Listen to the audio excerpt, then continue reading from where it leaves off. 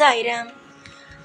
என் அன்பு செல்லமே, என்னுடைய அழகான தங்கமே, எத்தனையோ விஷயங்களை நீ பார்த்திருக்கிறாய். ஒவ்வொரு விஷயங்களையும் நீ என்னிடம் சொல்லும் பொழுது அவ்வளவு சந்தோஷத்தோடு தான் சொல்வாய். என்னப்பா, நான் என்ன செய்கிறேன், என்ன விஷயம் யோசிக்கிறேன் என்பது உங்களுக்கு கொஞ்சமாவது புரிகிறதா? நான் வாழ்க்கையில் எதை நினைத்து கவலைப்படுகிறேன், எந்த விஷயத்திற்காக அழுகிறேன் என்பது உங்களுக்கு புரிகிறதா சாயி? என்னுடைய வாழ்க்கையை எப்பொழுது சாயி சரி செய்வீர்கள்? ஒவ்வொரு நாளும் நான் வருத்தத்தோடும் மனதில் பாரங்களோடும் இருக்கிறேன் சாயி. இதற்கு மேல் என்னுடைய வாழ்க்கையில் எந்த ஒரு விஷயத்தையும் தாங்கும் சக்திகளோ மனதில் கஷ்டப்படும் அளவுக்கு சக்திகளோ இல்லவே இல்லை. என்னை நீங்கள் எப்பொழுது புரிந்து கொள்ளப் போகிறீர்கள்? ஒவ்வொரு நாளும் என்னை தெய்வம் என்று புரிந்து கொள்ளும், நாளை புரிந்து கொள்ளும் என்று தெய்வத்தை தான் நம்புகிறேன். ஆனால் தெய்வமாகிய நீங்கள் எதற்காக என்னை இந்த அளவுக்கு சோதனைக்கு மேல் சோதனை செய்கிறீர்கள் என்று நினைக்கிறாய். அம்மா, எனக்கு சோதனை செய்ய வேண்டும் என்று ஒரு பொழுதும் அவசியம் அல்ல. உன்னுடைய வாழ்க்கையை பொறுத்த வரைக்கும் நீ நன்றாக இருக்க வேண்டும் என்பது மட்டுமே தான் என்னுடைய ஆசை. ஆனால் உன்னுடைய வாழ்க்கையில் நீ மற்றவர்களை சந்தோஷமாக பார்த்து கொள்ள வேண்டும் என்று நினைக்கிறாய்.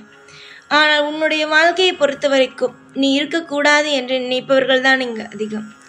உன்னுடைய வாழ்க்கையை பொறுத்த வரைக்கும் நீ இருக்கக்கூடாது என்று நிறைய பேர் நினைக்கிறார்கள். முக்கியமாக நீ யாரை நன்றாக இருக்க வேண்டும் என்று நினைக்கிறாயோ அவர்களே, அதாவது உன்னுடைய துணையுடைய குடும்பத்தில் இருப்பவர்கள். நீ எல்லோரையுமே இதுவரைக்கும் எல்லோரையுமே நன்றாக இருக்க வேண்டும், நன்றாக இருக்க வேண்டும் என்று நினைக்கிறாய். ஆனால் மற்றவர்கள் எல்லோருமே சரிதான். உன்னுடைய கணவனுடைய குடும்பத்தில் இருப்பவர்கள் எல்லோரும் சரிதான். புரிகிறதா? என்ன தெரியுமா நினைக்கிறார்கள் ஒவ்வொரு நிமிஷமும்? இனி வரும் நாட்கள் அனைத்தும் உன்னுடைய வாழ்க்கையில் இன்பமான நாட்களாக நான் அமைத்து தருகிறேன். ஆனால் உன்னுடைய கணவனுடைய குடும்பத்தில் இருப்பவர்கள் எல்லோரும் உன்னை கெட்டு போக வேண்டும், இவர் வாழவே கூடாது என்று நினைக்கிறார்கள் என்பது உனக்கே தெரியும். நான் சொல்லிதான் இதெல்லாம் தெரிய வேண்டும் என்பது அவசியமே அல்ல. ஏனென்றால் அவரவருடைய மனதில் என்னென்ன நினைக்கிறார்கள் என்பது உனக்கு ஏற்கனவே தெரிந்த ஒன்றுதான். இவள் எப்படி வாழ்வாள், இவள் வாழ்க்கையில் எப்படி இதெல்லாம் சாதிப்பாள், எப்படி நல்ல ஒரு குடும்பத்தை நடத்துவாள் என்று நினைத்தார்கள். ஆனால் நீயோ உன்னுடைய திறமையினால் பல இன்னல்களையும் போராட்டங்களையும் தாண்டி தாண்டி தாண்டி வந்து இப்போ ஒரு அளவுக்கு ஒரு குடும்பத்தை நடத்துகிறாய். இப்பொழுது நீ என்னிடம் என்ன கேட்கிறாய்? இதிலிருந்து நான் அடுத்த கட்டத்திற்கு முன்னேற வேண்டும் என்று கேட்கிறாய். ஆனால் மற்றவர்கள் எல்லோரும் என்ன தெரியுமா சொல்கிறார்கள்? மற்றவர்கள் என்னிடம் சொல்வதை விட மனதில் என்ன தெரியுமா நினைக்கிறார்கள்? உன்னுடைய வாழ்க்கையில் நீ முன்னேறக்கூடாது என்றுதான். அது மட்டும் அல்லாமல் நீ இருப்பதுதான் அவர்களுக்கு மிகப்பெரிய தொந்தரவாக இருக்கிறது என்பதை, அவர்கள் நீ இருக்கக்கூடாது என்பதை சொல்கிறார்கள், பேசிக்கொள்கிறார்கள். இதையெல்லாம் கேட்கும் பொழுது எனக்கு ஒரே ஒரு எண்ணம் மட்டும்தான் அப்பொழுது தோன்றியது. என்ன தெரியுமா? யார் இருப்பதினாலும் யாரும் இங்கு வாழ்வதும் இல்லை, யார் இல்லை என்பதனாலும் இங்கு யாரும் இல்லாமல் போவதும் இல்லை. யாருடைய வாழ்க்கைக்கும் யாருக்கும் இங்கு சம்பந்தம் அல்ல. ஏற்கனவே நிர்ணயித்து அனுப்பியதுதான் ஒவ்வொருவனுடைய தலையெழுத்தும். வாழ்வதும் இருப்பதும் அவனுக்கு எழுதிய ஒரு விஷயம். அதை இவர்கள் யார் அதை தீர்மானிப்பது? ஒருவனுடைய வாழ்க்கையை நன்றாக வாழ வைப்பதும் நன்றாக வாழ வைக்காமல் இருப்பதும் தெய்வத்துடைய விஷயம். இவர்கள் அனைவரும் எதற்காக இப்படி மற்றவனுடைய வாழ்க்கை வீணாக போக வேண்டும் என்று நினைத்து போட்டி போட்டுக்கொண்டு இவன் வாழ்க்கை இப்படி போக வேண்டும், அவன் வாழ்க்கை இப்படி போக வேண்டும் என்று எதற்காக இவர்கள் எல்லோரும் நினைக்கிறார்கள் என்பதை நினைக்கும் பொழுது மனதுக்கு வேதனையாக உள்ளது.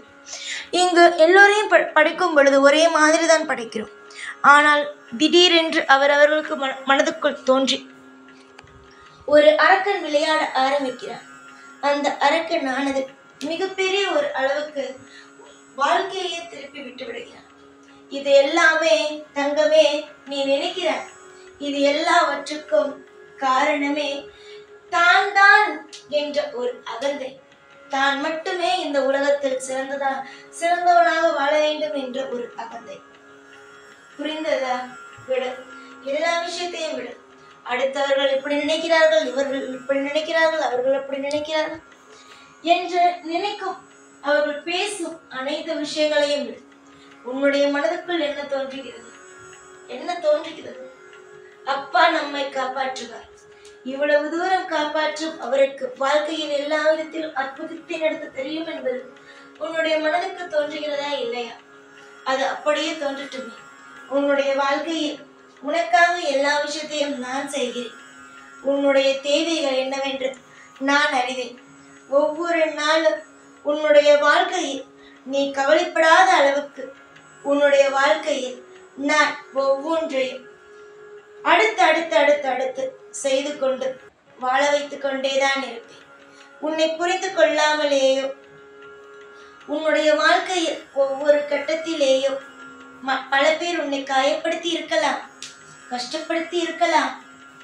ஆனால் நான் மட்டும் உனக்கு சொல்வேன் தங்கமே, எல்லோரும் தலை குனிந்தாலும் சரி, உன்னை நான் தலை குனிய வைக்க மாட்டேன். ஏனென்றால் நீ என்னுடைய பிள்ளை. யோசித்து சில விஷயங்களை பார்க்கும் பொழுது கவலையாக உள்ளதா? எல்லா விஷயமும் கவலையாகத்தான் இருக்கும்.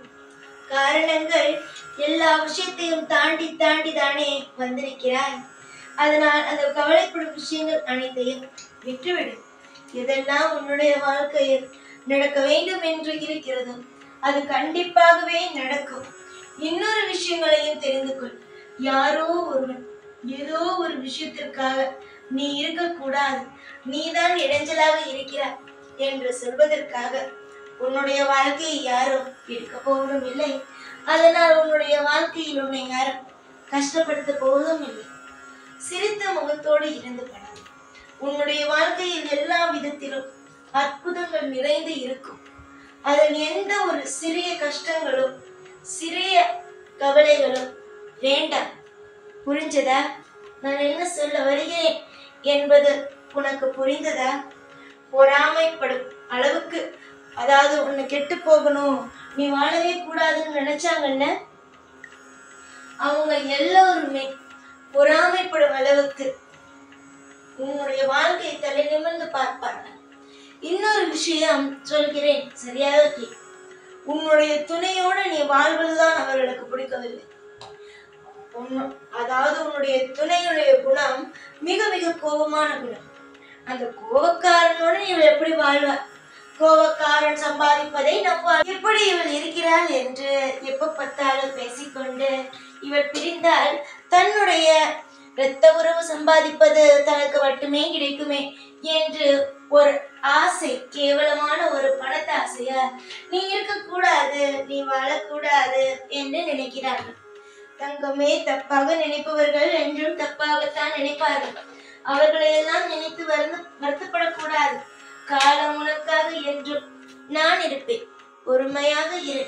என்னென்னலாம் நான் செய்ய வேண்டுமோ அனைத்து விஷயங்களையும் உன்னுடைய வாழ்க்கைக்காக செய்கிறேன். நீ பொறுத்திருந்தால் வாழ்க்கையில் எல்லாம் சிறப்பாக இருக்கும். அவசரப்படாதே. எந்த ஒரு விஷயத்திலேயும் கலக்கமும் கொள்ளாதே.